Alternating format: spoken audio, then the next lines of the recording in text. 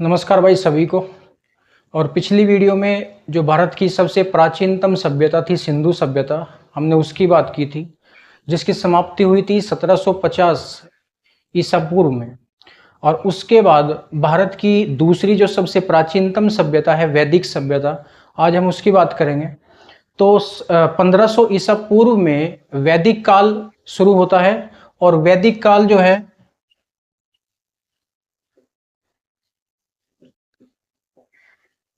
इसको 1500 ईसा पूर्व से और 600 ईसा पूर्व तक का इसका जो टाइम पीरियड है वो माना गया है।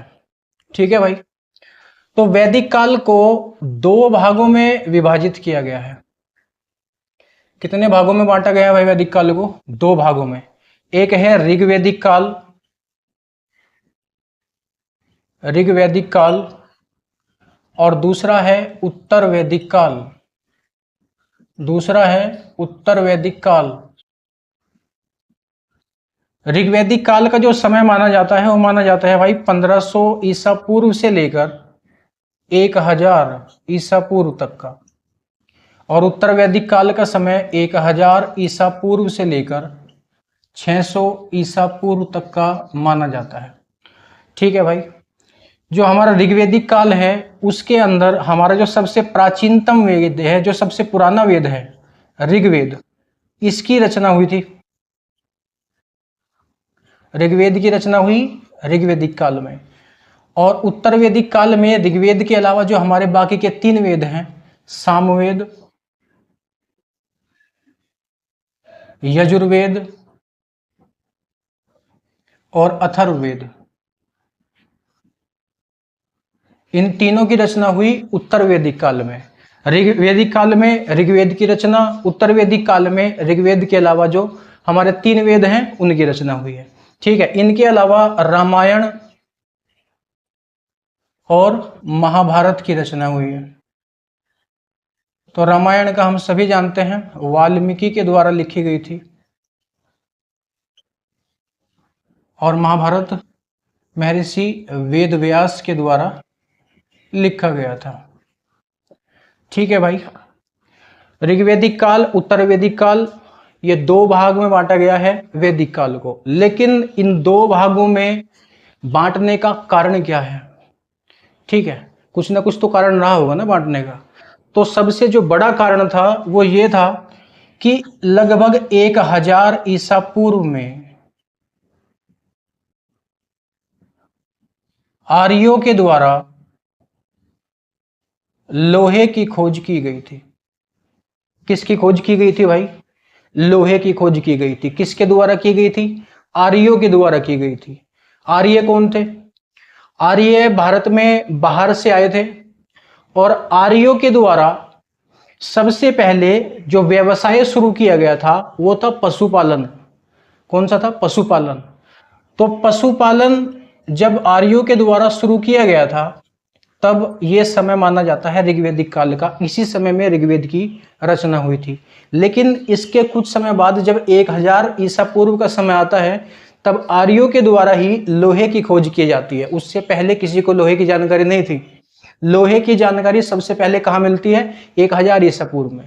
ठीक है। तो जब लोहे की खोज हुई उसके बाद में आर्यों के द्वारा कृषि की शुरुआत की गई। जाहिर सी बात है कि लोहे का उपयोग कृषि में बहुत ज्यादा होता है। ठीक है। और लोहे का इंपॉर्टेंस भी है हल बनाने के लिए। अब लकड़ी के हल से तो हम खेती नहीं कर सकते ना ही पीतल से खेती कर सकते हैं। पीतल की जानकारी थी लेकिन पीतल से हल बनाकर आप खेत नहीं जोत सकते हैं। ठीक है। तो जब लोहे की खोज हुई उसके बाद में कृषि की क्रांति शुरू हुई। और पहले पशुपालन था, उसके बाद में फिर कृषि की शुरुआत की गई।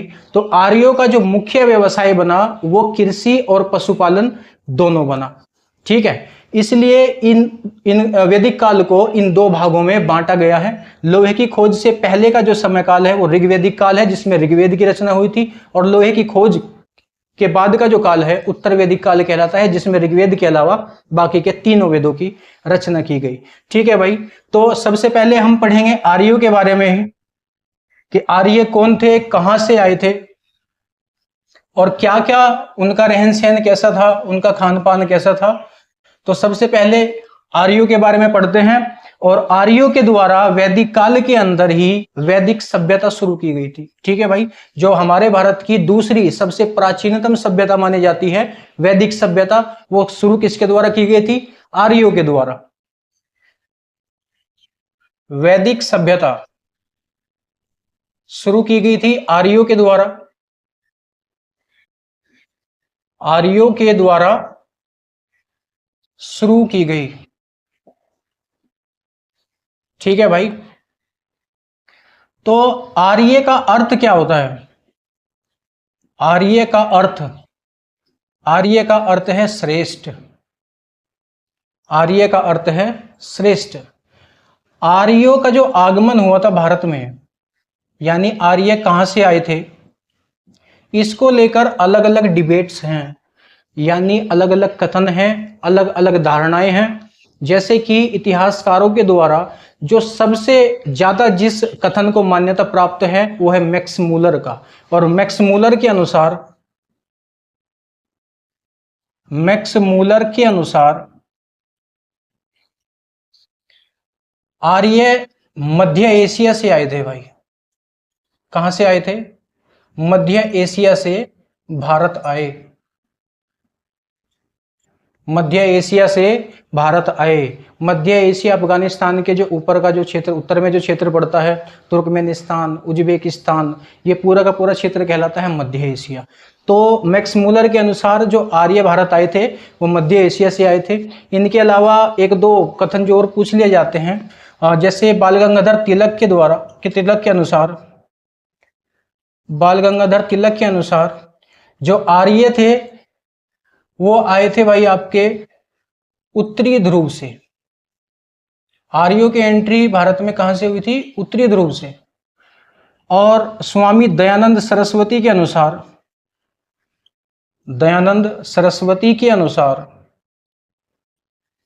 आर्य जो है वो भारत में आए थे तिब्बत से। कहां से भाई? तिब्बत से। एक दो महत्वपूर्ण ये कथन हैं जो कभी कभी एग्जाम में पूछ लिए जाते हैं।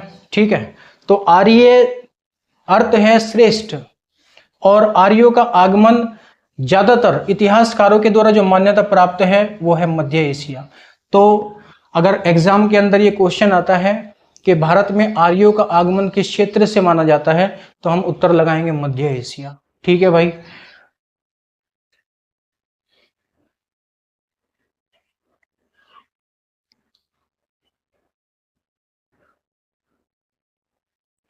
तो आर्यों का मुख्य व्यवसाय क्या था भाई? मैंने आपको अभी बताया था, कृषि और पशुपालन। कृषि और पशुपालन। ठीक है, आर्यों की भाषा क्या थी? आर्यों की भाषा संस्कृत। आर्यों की भाषा संस्कृत। और आर्य जो वैदिक सभ्यता थी, ये कैसी सभ्यता थी भाई? आर्यों की सभ्यता, जो वैदिक सभ्यता थी वो कैसी थी? वो ग्रामीण सभ्यता थी। ग्रामीण सभ्यता थी। मैंने आपको बताया था जो सिंधु सभ्यता थी भारत की सबसे पुरानी सभ्यता, वो नगरीय सभ्यता थी, यानी शहरी सभ्यता थी। लेकिन ये जो सभ्यता थी ये ग्रामीण सभ्यता थी। ठीक है, कबीले होते थे, अलग अलग कबीले। कुरु कबीला, जिसके नाम पर कुरुक्षेत्र स्थान का नाम भी पड़ा है। ठीक है, क्योंकि आर्यों का जो आगमन हुआ था, आर्य जब भारत आए थे तो सबसे पहले सप्त सिंधु प्रदेश में आकर बसे थे। सप्त सिंधु प्रदेश जो पंजाब और आधे हरियाणा का जो हिस्सा है वो सप्त सिंधु प्रदेश माना जाता है। ठीक है, तो यहाँ पर उन्होंने सबसे पहले कबीला बना, अपने अलग अलग कबीले बनाकर यहाँ पे अपना निवास स्थान बनाया था। ठीक है, इसके अलावा आर्यों का जो सबसे पवित्र पशु माना जाता था, सबसे पवित्र पशु गाय, और सबसे पवित्र नदी सरस्वती। सबसे पवित्र नदी सरस्वती। और वैदिक सभ्यता जो थी वो पितृसत्तात्मक सभ्यता थी, पितृसत्तात्मक सभ्यता थी। यानी इस सभ्यता में महिलाओं की अपेक्षा पुरुष प्रधान हुआ करते थे। ठीक है, तो पितृसत्तात्मक सभ्यता कहलाती है वैदिक सभ्यता। यही कारण है कि जो पितृ यानी पिता जो शब्द है, पिता शब्द, ये हमारे ऋग्वेद में सबसे ज्यादा बार यानी 335 बार इसका उल्लेख मिलता है। 335 बार इस शब्द का उल्लेख मिलता है। हमारे जो सबसे प्राचीन वेद है ऋग्वेद, जिसकी रचना ऋग्वेदिक काल में हुई थी, वैदिक सभ्यता के अंदर ही ऋग्वेदिक काल और उत्तर वैदिक काल दोनों आते हैं। ठीक है भाई, तो आर्यों से संबंधित ये जितनी भी जानकारी है ये हमें याद रखनी है। और अब एक एक करके हमारे जितने भी वेद हैं हम उन सभी को पढ़ते हैं। अच्छा, वैदिक सभ्यता जो है, वैदिक सभ्यता की जानकारी हमें मिलती कहां से है? वैदिक सभ्यता की जानकारी के लिए हमारे पास में स्रोत क्या क्या है? तो वैदिक सभ्यता की जानकारी हमें मिलती है वेदों से। ठीक है भाई, दूसरा ब्राह्मण ग्रंथों से, तीसरा उपनिषद, ठीक है, चौथा आरण्यक।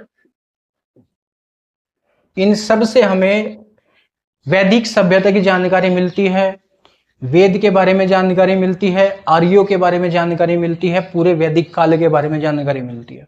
ठीक है, वेद सबसे प्राचीन में जो लिखे गए हैं, जिनकी रचना सबसे पहले हुई थी, वेद जो सनातन धर्म का एक महत्वपूर्ण हिस्सा है, लेकिन इनकी भाषा बेहद कठिन थी। बहुत बड़े विद्वान ही इनकी भाषाओं को समझ सकते थे, इसलिए इनकी सरलतम व्याख्या करने के लिए बनाए गए ब्राह्मण ग्रंथ। ठीक है, और वेदों की हम एक तरीके से डिक्शनरी बोल सकते हैं। डिक्शनरी कहलाता है उपनिषद, यानी इनका अर्थ प्रकट करता है उपनिषद, और इनमें जो लिखा है उसकी व्याख्या करता है ब्राह्मण ग्रंथ। बात आई समझ में? यानी अगर मैं कहूं कि वेद ये कहता है कि हमें ये काम करना है, और ब्राह्मण ग्रंथ हमें ये बताता है कि ये काम क्यों करना है। ठीक है, जैसे वेद कहते हैं, ऋग्वेद में लिखा है कि हमें सूर्य की उपासना करनी चाहिए, सूर्य को जल देना चाहिए। तो ब्राह्मण ग्रंथ हमें ये बताता है कि सूर्य को जल क्यों देना चाहिए।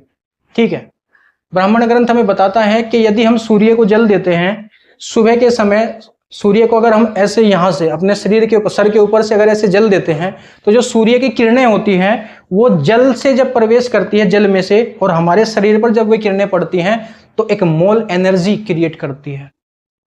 ठीक है, और वो जो ऊर्जा होती है वो हमारे शरीर के लिए बेहद लाभदायक होती है। तो इसकी जो व्याख्या है वो करता है ब्राह्मण ग्रंथ, लेकिन रचना किसमें की गई है? वेदों के अंदर।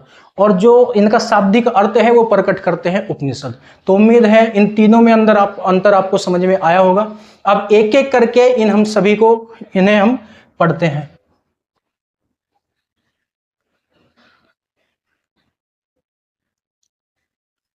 तो सबसे पहले पढ़ते हैं भाई वेद। और वेद में जो सबसे पहला और सबसे प्राचीनतम वेद है वो है हमारा ऋग्वेद। सबसे प्राचीनतम वेद, सबसे प्राचीनतम वेद कौन सा माना जाता है भाई? ऋग्वेद। ठीक है, तो ऋग्वेद के अंदर कुल मंडलों की संख्या कितनी है भाई? ऋग्वेद के अंदर कुल मंडल 10 है। मंडल हम बोल सकते हैं चैप्टर, अलग अलग चैप्टर में विभाजित किया गया है ऋग्वेद को। तो कुल मंडल है 10, और कुल श्लोक कितने हैं? कुल श्लोक 1028, और कुल ऋचाएं कितनी हैं?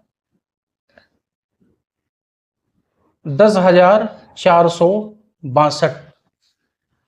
ठीक है भाई, ऋचाएं का मतलब मंत्र। ठीक है, तो 10 मंडल, 1028 श्लोक और 10,462 ऋचाएं मिलती है। कुल मिलाकर इन सब का संकलन मिलता है ऋग्वेद के अंदर। अब जो सबसे प्राचीन मंडल है, सबसे प्राचीनतम मंडल, सबसे प्राचीनतम यानी जिनकी रचना सबसे पहले की गई, तो सबसे प्राचीनतम मंडल कौन कौन से माने जाते हैं भाई? 2 से लेकर और 7वें मंडल तक सबसे प्राचीन मंडल माने जाते हैं। जो सबसे नवीन मंडल माने जाते हैं,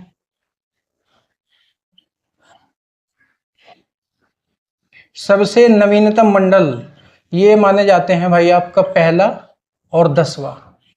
पहला और 10वां मंडल सबसे नया और सबसे पुराना 2 से 7 तक का। ठीक है भाई। एक बात हमें और इसकी ध्यान रखनी है कि ऋग्वेद के जितने भी मंडल हैं, इनकी रचना अलग अलग समय में अलग अलग ऋषियों के द्वारा की गई है।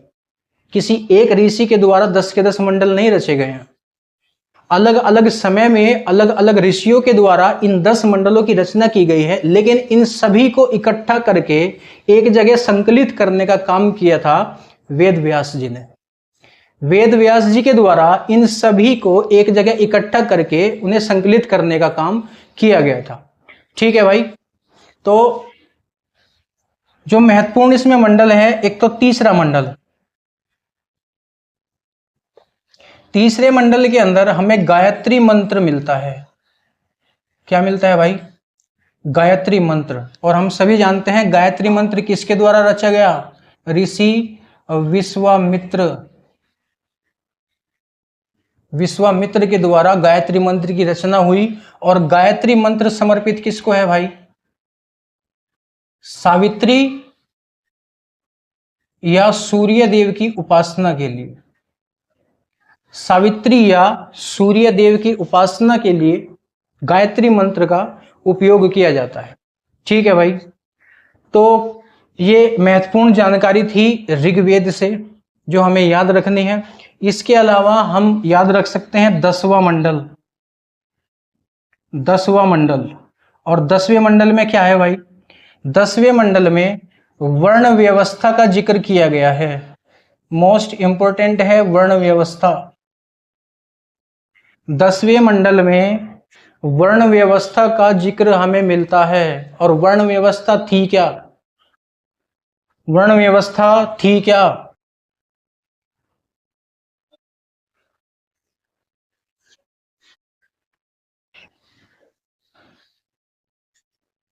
ये जो वर्ण व्यवस्था थी,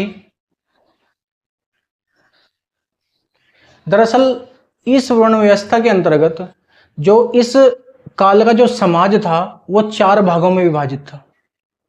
इस काल का समाज 4 भागों में विभाजित किया गया था, या इस वैदिक सभ्यता का समाज 4 भागों में विभाजित किया गया था। कौन कौन से थे भाई? पहला था ब्राह्मण, दूसरा क्षत्रिय, तीसरा वैश्य और चौथा था शूद्र। ब्राह्मण, क्षत्रिय, वैश्य और शूद्र। जो ब्राह्मण वर्ण था उसका काम था ज्ञान देना, ज्ञान बांटना या शिक्षा प्रदान करना। हम लिख सकते हैं शिक्षा प्रदान करना। शिक्षा प्रदान करना। ठीक है भाई। जो क्षत्रिय समाज था, क्षत्रिय वर्ण था, इसका कार्य था रक्षा करना, यानी जो सैनिक वगैरह होते थे वो क्षत्रिय समाज के अंतर्गत आते थे। ठीक है। और तीसरा वैश्य, इनका काम था व्यापार करना। इनका काम था व्यापार करना। और जो शूद्र होते थे इनका काम था सेवा करना। क्या काम था भाई इनका? सेवा करना। तो वर्ण व्यवस्था कुल मिलाकर 4 अलग अलग समाजों पर आधारित थी। जो शिक्षा देते थे वो ब्राह्मण कहलाते थे, जो रक्षा करते थे वो क्षत्रिय कहलाते थे, जो व्यापार करते थे वो वैश्य कहलाते थे, और जो सेवा करते थे, सर्विस देते थे, वो कहलाते थे शूद्र।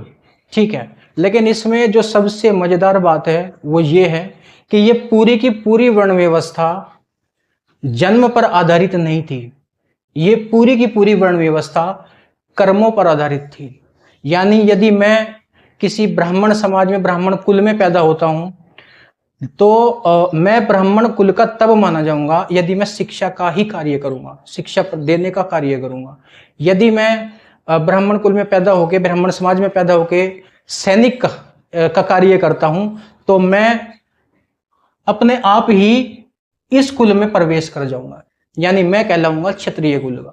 ठीक है। या फिर अगर मैं क्षत्रिय कुल में पैदा होता हूं और मैं व्यापार करता हूं, तो मैं कहलाऊंगा वैश्य कुल का। यानी जन्मों पर आधारित नहीं थी। जैसे आज के समय में जो हमारी व्यवस्था है, सामाजिक व्यवस्था, वो जन्म पर आधारित है। मैं यदि क्षत्रिय समाज में पैदा होता हूं, तो जब तक मेरी मृत्यु नहीं होती मैं उसी समाज का ही रहूंगा, चाहे मैं कोई भी कार्य करूं। अगर एक व्यक्ति ब्राह्मण पैदा होता है तो वो ब्राह्मण ही मरेगा। ठीक है, वो उसी कुल से संबंधित रहेगा। तो इस तरीके से जो वर्ण व्यवस्था थी वैदिक सभ्यता के अंदर, वो जन्म पर आधारित नहीं होकर कर्मों पर आधारित थी। ठीक है भाई। इसके बाद में बात करते हैं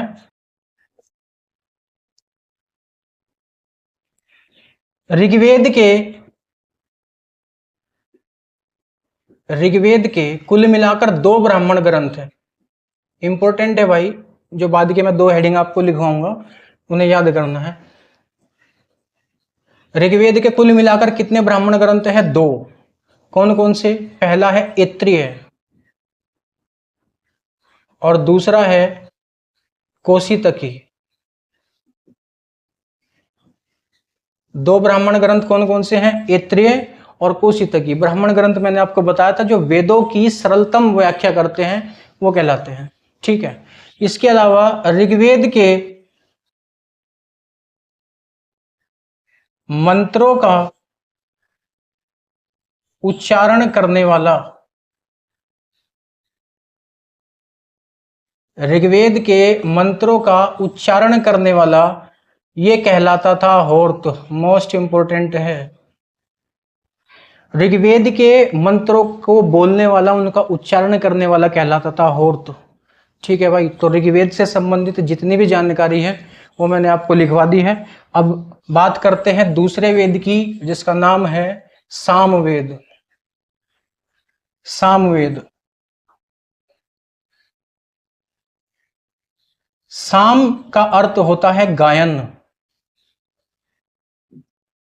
जिसको हम बोल सकते हैं संगीत। ठीक है भाई।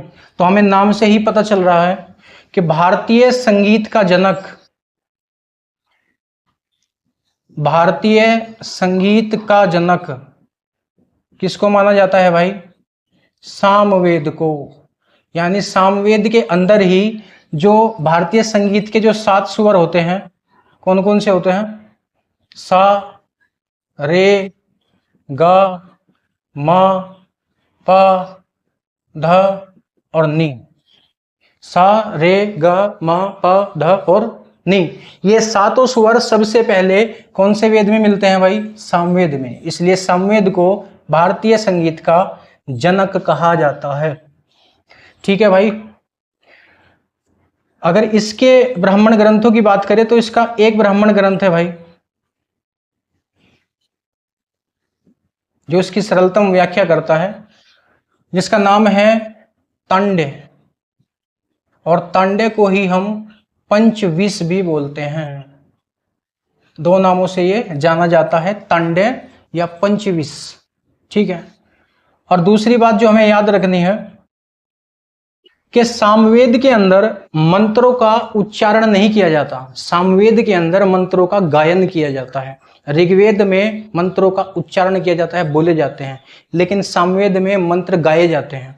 ठीक है। तो सामवेद के मंत्रों का गायन करने वाला, सामवेद के मंत्रों का गायन करने वाला, ये कहलाता था उद्गाता। क्या कहलाता था भाई? उद्गाता। ऋग्वेद के मंत्रों का उच्चारण करने वाला कहलाता था होर्त, और सामवेद के मंत्रों का उच्चारण करने वाला कहलाता था उद्गाता। तो सामवेद से संबंधित हमें ये बातें ध्यान रखनी है। ठीक है भाई। इसके बाद में आते हैं तीसरे वेद पर, जो है यजुर्वेद। यजु, यजु का अर्थ होता है यज्ञ। यजु का अर्थ यज्ञ, यानी यज्ञ से संबंधित जितने भी मंत्र हैं और जितने भी यज्ञ से संबंधित धार्मिक क्रियाकलाप हैं उन सब का संकलन मिलता है यजुर्वेद के अंदर। ठीक है भाई, यज्ञ से संबंधित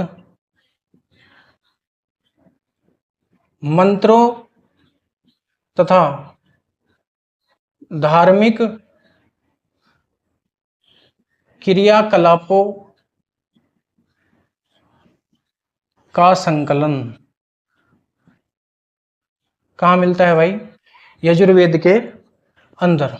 ठीक है, और यजुर्वेद के 2 ब्राह्मण ग्रंथ हैं। यजुर्वेद के 2 ब्राह्मण ग्रंथ हैं।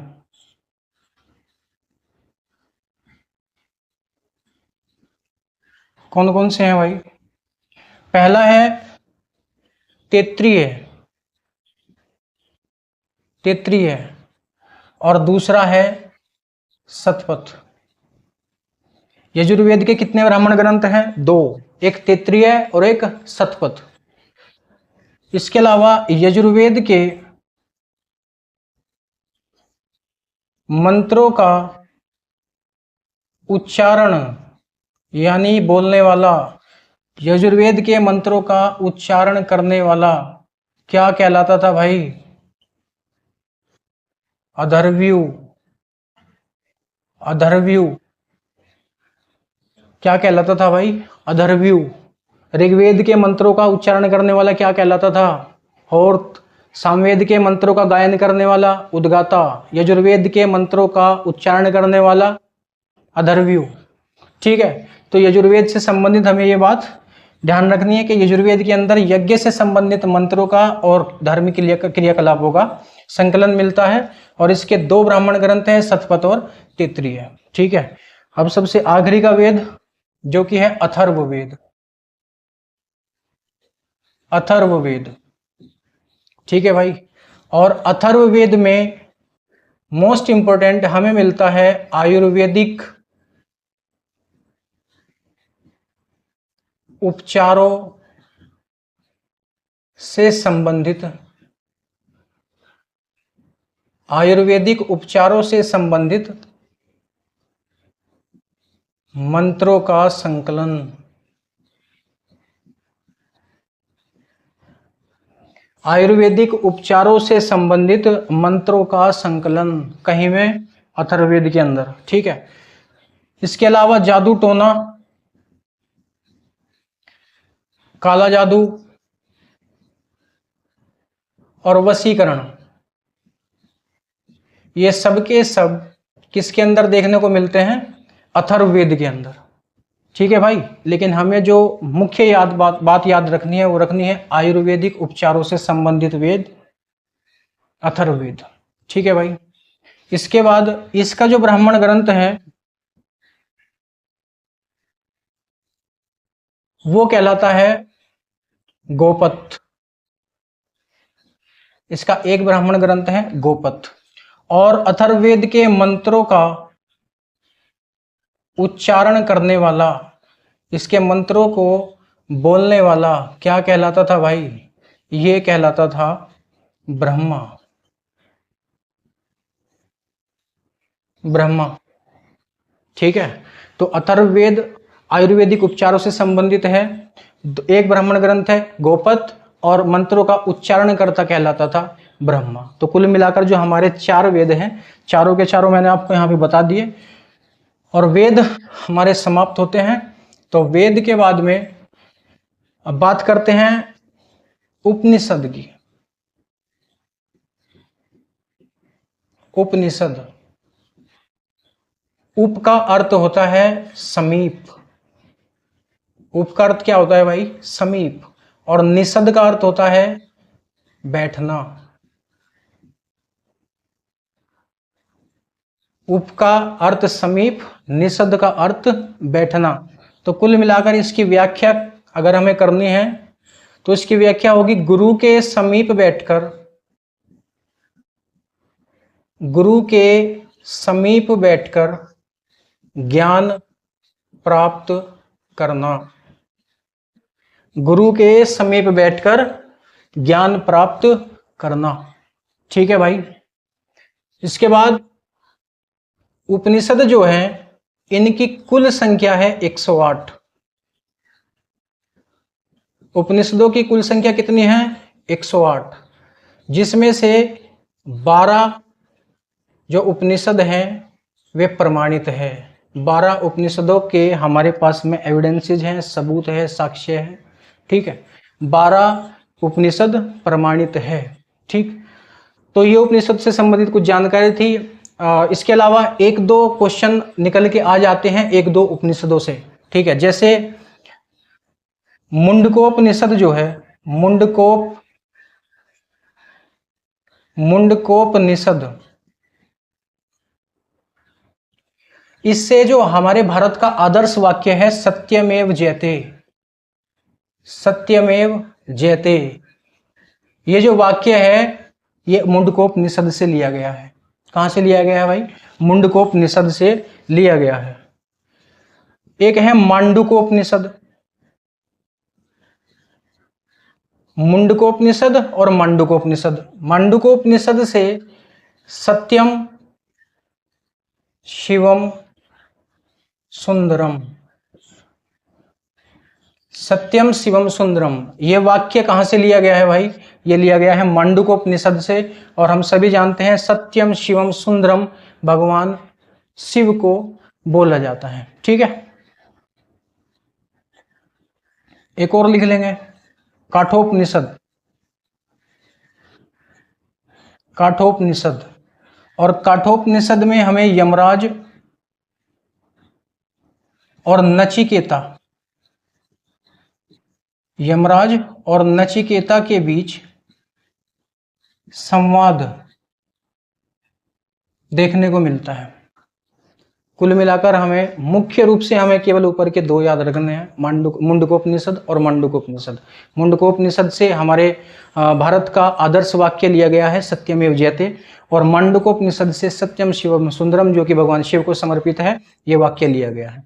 ठीक है भाई, तो उपनिषद से संबंधित जितने भी महत्वपूर्ण जानकारी है जो वनडे एग्जाम्स के लिए इंपॉर्टेंट है वो मैंने आपको बता दी। उपनिषद यानी गुरु के समीप बैठकर ज्ञान प्राप्त करना। कुल उपनिषदों की संख्या 108 और जिसमें से 12 जो उपनिषद है वो प्रमाणित है। मांडुकोपनिषद सत्यमेव जयते लिया गया है, मुंडकोपनिषद से सत्यमेव जयते, मांडुकोपनिषद से सत्यम शिवम सुंदरम, और यमराज और नचिकेता के बीच जो संवाद मिलता है वो मिलता है काठोपनिषद से। ठीक है भाई, इसके बाद आरण्यक बचता है। आरण्यक कुछ खास वगैरह उसमें है नहीं, केवल आपको एक बात ध्यान रखनी है आरण्यक की। आरण्यक ऐसे ग्रंथ जिनकी रचना वनों में की गई है। कहाँ की गई थी? जिनकी रचना वनों में की गई थी वो कहलाते हैं आरण्यक। और आरण्यकों की कुल संख्या थी 7। कितनी संख्या मानी जाती है भाई आरण्यकों की? 7। ठीक है, तो कुल मिलाकर वैदिक काल से संबंधित जितनी भी महत्वपूर्ण जानकारी हो सकती थी वो सब की सब मैंने आपके साथ में यहाँ पे साझा कर दी है। वैदिक काल शुरू होता है 1500 ईसा पूर्व से और माना जाता है 600 ईसा पूर्व तक का। मैंने आपको बताया वैदिक काल 2 भागों में विभाजित है, एक ऋग्वैदिक काल, एक उत्तर वैदिक काल। ऋग्वैदिक काल 1500 से लेकर 1000 ईसा पूर्व तक माना जाता है। 1000 ईसा पूर्व में जब लोहे की खोज हुई उसके बाद का जो समय था वो उत्तर वैदिक काल माना जाता है, जो कि 1000 से लेकर 600 ईसा पूर्व तक का। ऋग्वैदिक काल में ऋग्वेदों की रचना हुई। उत्तर वैदिक काल में ऋग्वेद के अलावा जो बाकी के 3 वेद है, सामवेद, यजुर्वेद और अथर्ववेद, इनकी रचना हुई। महाभारत और रामायण की रचना हुई। वैदिक सभ्यता शुरू की गई थी आर्यों के द्वारा, और आर्यों का अर्थ था श्रेष्ठ। आर्य आए कहां से थे? मध्य एशिया से। मैक्स मुलर के अनुसार, जो इतिहासकारों के द्वारा सबसे ज्यादा मान्यता प्राप्त है। ठीक है भाई, उसके बाद में मैंने आपको बताया कि आर्यों का रहन सहन कैसा था, क्या उनका व्यवसाय था, कृषि एवं पशुपालन वगैरह, और वैदिक साहित्य से उनकी जानकारी मिलती है। तो वैदिक साहित्य में जितने भी साहित्य थे, महत्वपूर्ण साहित्य, उपनिषद हो चाहे उपनिषद के अलावा आरण्यक हो, चाहे ब्राह्मण ग्रंथ हो और चाहे वेद हो, तो सबकी जानकारी मैंने आपको यहाँ पे दे दी। तो यहाँ हमारा वैदिक काल समाप्त होता है और अगली वीडियो में एक नए टॉपिक के साथ में मिलेंगे। तब तक के लिए नमस्कार।